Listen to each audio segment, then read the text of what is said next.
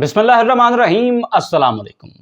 New metro city गुजर खान पर एक और ज़बरदस्त वीडियो के साथ आपका मेज़बान Suhail the Iron Man Jafri edge marketing के प्लेटफॉर्म से एक मरतबा फिर से आपकी खिदमत में हाजिर है। ऐसी उम्मीद, यकीन और दुआ के साथ कि आप बिल्कुल ठीक होंगे और दस्तक कुदरत से मिलने वाली नेमतों को समेट रहे होंगे।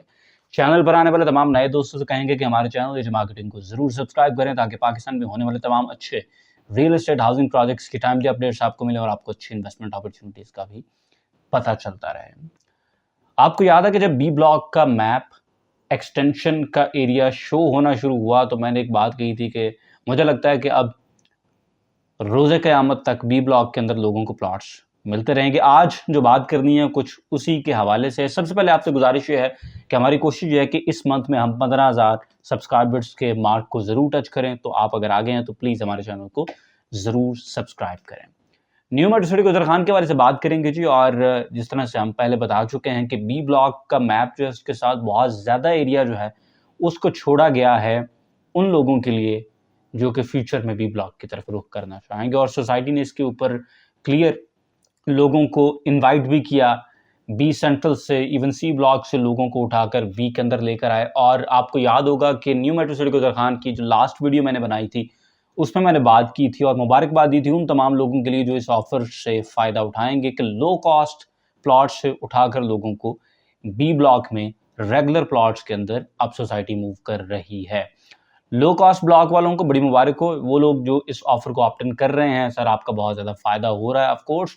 लेकिन इसके साथ साथ एक चीज़ मैंने और कही थी कि आज की वीडियो के अंदर मैं ये बात नहीं करूँगा, ये अगली वीडियो के अंदर सेपरेटली डिस्कस करेंगे कि इसका इम्पैक्ट उन लोगों पर क्या होगा जिनके पास 1990 वाली रिवायती बुकिंग्स मौजूद हैं। और मेरा ये मानना है कि लो कॉस्ट से उन तमाम लोगों को उठाकर बी ब्लॉक के अंदर प्लॉट्स लेने से बी ब्लॉक का जो रेट है वो मज़ीद तबाह होगा।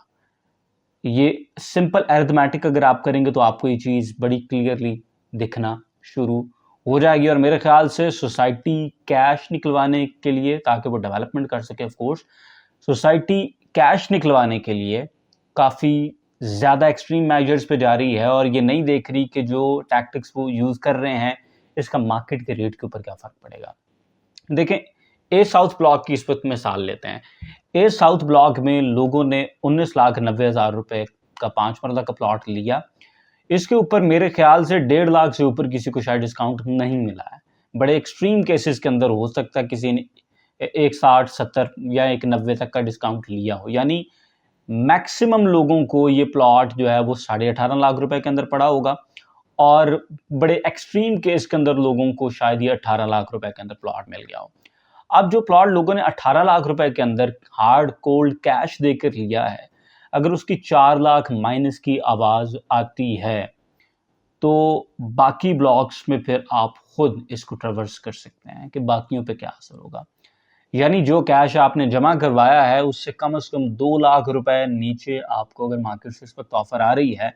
और ऐसी सिचुएशन के अंदर आप लो कॉस्ट ब्लॉक के लोगों को भी बी ब्लॉक में लेकर आएंगे तो फिर बी ब्लॉक का क्या बनेगा। एक बात तो तय है, देखें ए साउथ ब्लॉक अभी डेवलप हो रहा है, आगे भी है और डेवलप भी हो रहा है, तो ए साउथ ब्लॉक का रेट बी ब्लॉक से ज़्यादा कंसिडर किया जाएगा।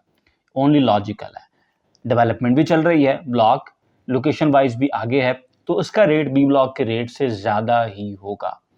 और ये बात हम ऑलरेडी इस्टेब्लिश कर चुके हैं कि जिसको सस्ता तरीन भी पड़ा होगा उसको भी ये 18 लाख रुपए के अंदर पड़ा होगा। तो 2 से 2.5 लाख रुपए आपकी पेड अमाउंट से नीचे की ऑफ़र अगर वहाँ पर आ रही है, तो जब हम लो कॉस्ट में, जहाँ पर लोगों ने 1990 नहीं 1875 में ये प्लॉट लिया था, 1,15,000 रुपये उनको ऑलरेडी डिस्काउंट हो गया।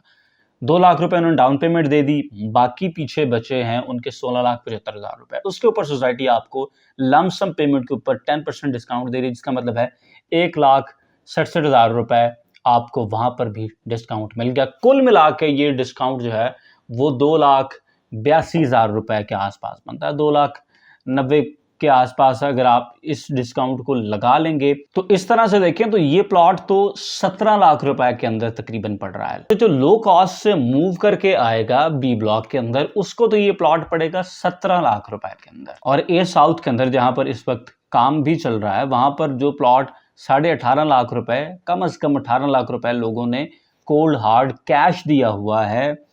वहाँ पर आपको अगर उनकी पेड अमाउंट से 2 लाख नीचे की ऑफ़र आती है तो इसका मतलब ये है कि जहाँ पर 17 की कैलकुलेशन चल रही है, इससे 2 से 2.5 लाख नीचे आएंगे तो ये प्लॉट 14.5 से 15 लाख रुपए का रह जाएगा।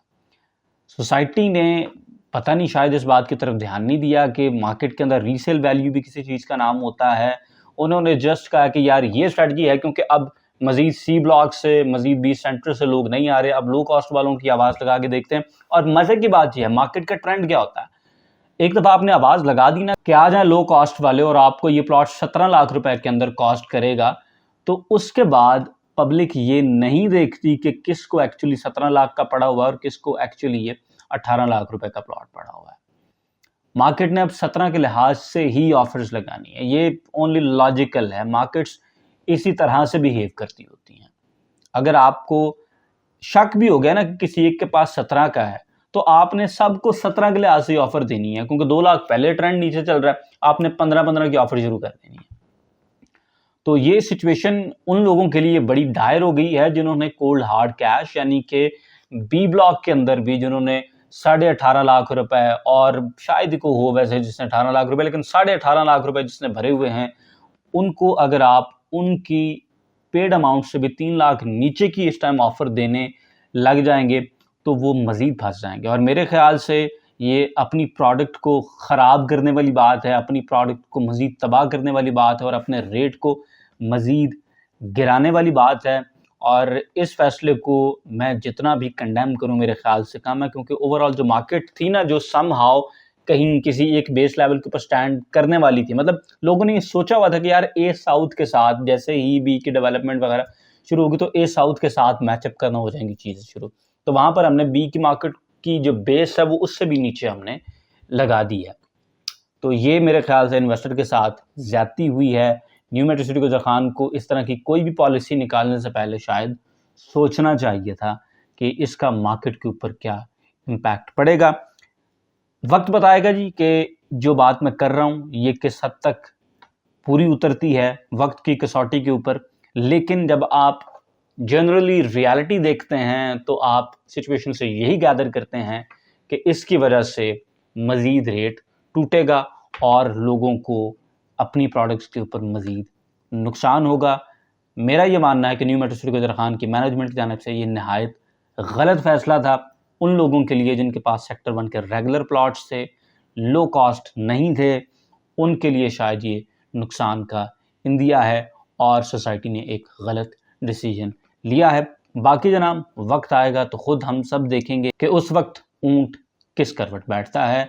आज की इस वीडियो से सिर्फ और सिर्फ इतना ही। अपना बहुत सारा ख्याल रखें, मेरी किसी बात के साथ एग्री करें, let me know in the comment section below, disagree वाली बातें आप ज़रूर बताते हैं, आपसे बहुत कुछ सीखने को मिलता है। वीडियो को लाइक करें, शेयर करें। इंशाल्लाह will see you in the very next one. Till then अल्लाह हाफ़िज़।